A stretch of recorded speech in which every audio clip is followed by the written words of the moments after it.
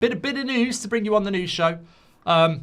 So I got a message this morning from a very prominent journalist who'd seen, I think we put a clip out about Bruno last night. They weren't watching on YouTube. I don't know why. But they'd seen the clip and they messaged me and they provided a little bit of clarity. So basically, with Bruno Fernandes, he has said that he is going to wait until after the World Cup to make his mind up. Now, I and many of you have said we can't wait till after the World Cup. Like, the World Cup for Portugal's not going to end till mid-July. What if Bruno then wants a holiday, or he doesn't want a holiday? What if he decides to go? We're not going to know that Bruno's going until the back end of July. Well, the season starts in mid-August. What goes on then? That's like when Spurs lost Harry Kane to Bayern. It's massive. So what I've said is that United should be there with a pay rise, getting him to agree to stay at Man United before the World Cup, so we know what we're planning next season. And I think that's very logical. I think it was Ben Jacobs who said last week that Man United are quite relaxed about waiting till after the World Cup for Bruno, which for me sounds completely and utterly ridiculous. However, I got a message from, as I say, somebody this morning who said Bruno's not going to make his mind up before the World Cup. They basically said Man United may project they're relaxed, but what football club is relaxed about their best player holding them to ransom until the back end of a transfer window? And if he goes, they're in big shit. Because if he goes, they need a replacement, but it's too late in the window. But if they buy that replacement, they're basically saying go anyway. So he's got them by the balls and twisting them. But not in a bad way. So that was the essence of the message. So Bruno's not going to change his mind, apparently. He's not going to make his mind up until after the World Cup. Now, how you solve that problem is quite interesting, because if he did go, it's back end of July. How do you replace him?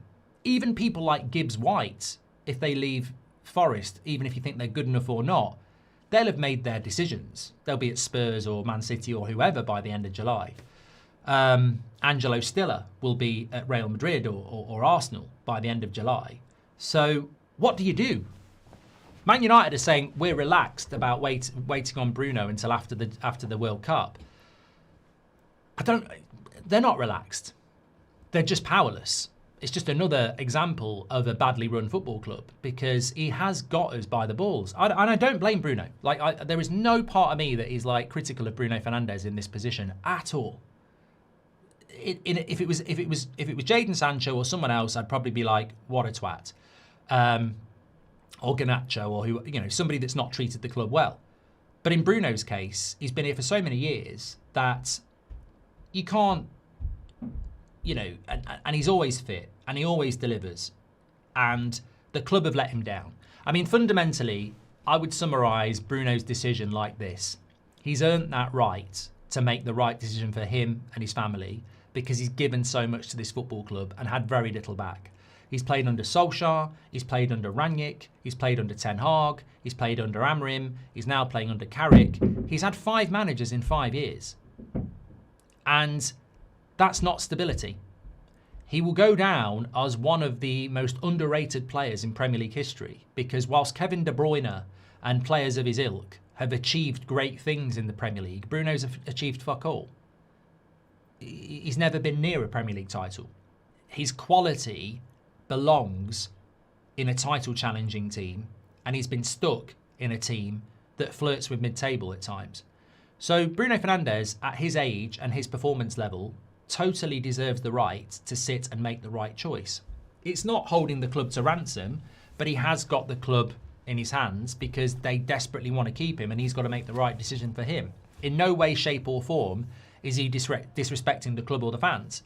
He's just holding the ownership to account for their years of false promises. So that's sort of where we are.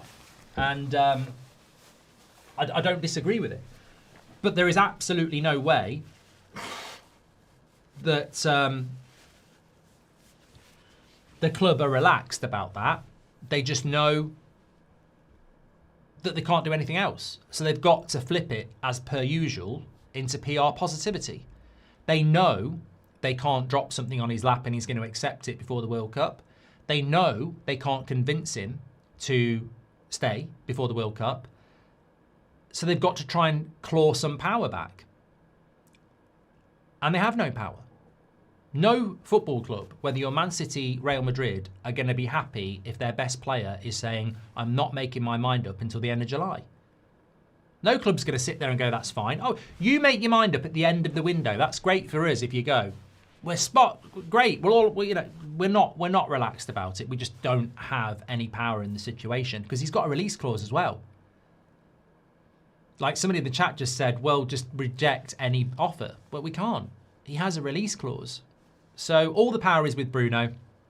And I was told this morning from a very, very credible journalist that Bruno's decision is made. He's not changing his mind. He will wait until after the World Cup, and there's nothing Man United can do about it.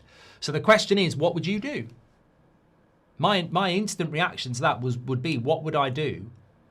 Well, I wouldn't have treated him like they've treated him anyway. I think he'd be a lot happier with me as a CEO or an owner. So that I would never have allowed this situation to happen. But if I was parachuted into this scenario and I was in charge of Man United and my best player isn't going to make his mind up until after the World Cup, I've got two choices really. I either go, it's the end, you're on 300 grand a week, I want you gone, and I'll pocket the 60 million. So make your mind up all you like, find a club, you're gone. That feels really horrible, but I could do that. And then before the World Cup's over, and from this point, I could be finding a Bruno replacement. Now, considering United are obsessed with midfielders and not number 10s, we're not doing that. The other option is I wait until after the World Cup. He tells me what he wants to do. I gamble that he's going to stay. Or when he tells me he wants to go, I try and match what the offer is financially to keep him. Both very difficult solutions. Because if he doesn't want to stay, where's my replacement?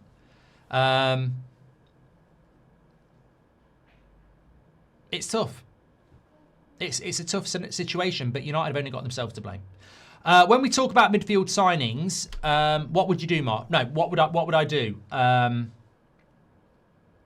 believe in life, you've got to cover off the weakness and not John Bon Jovi it. You can't just live on a prayer. I can't wait until the end of July for Bruno to make his mind up. And if he decides to go, try and persuade him not to. I have to do what's best for Manchester United. And if he's not going to make his mind up until after the World Cup, that's very late in the day.